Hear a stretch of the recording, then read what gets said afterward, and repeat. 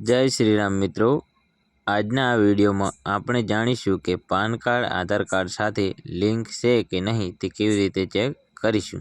તો સરકાર દ્વારા 2025માં બહાર પાડવામાં આવ્યું છે કે પાન કાર્ડ સાથે આધાર કાર્ડ ફરજિયાત લિંક હોવું પડે। પાન કાર્ડ સાથે આધાર કાર્ડ લિંક નહીં હોય તો તમારું પાન કાર્ડ બંધ પણ થઈ શકે છે। તો કેવી રીતે ચેક કરી શકાય એ જોઈએ મિત્રો। વિડીયોને વધુમાં વધુ લોકોને શેર કરી દેજો। સૌપ્રથમ તો તમારે ગૂગલ ઓપન કરી લેવાનું છે।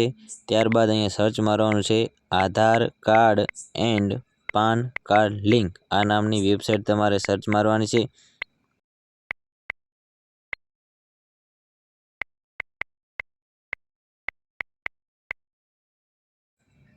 સર્ચ માર્યા બાદ અહીંયા કંઈક પહેલું આ ટાઈપનું ઓપ્શન આવશે લિંક આધાર યુઝર, તેના પર ક્લિક કરી દેવાનું છે।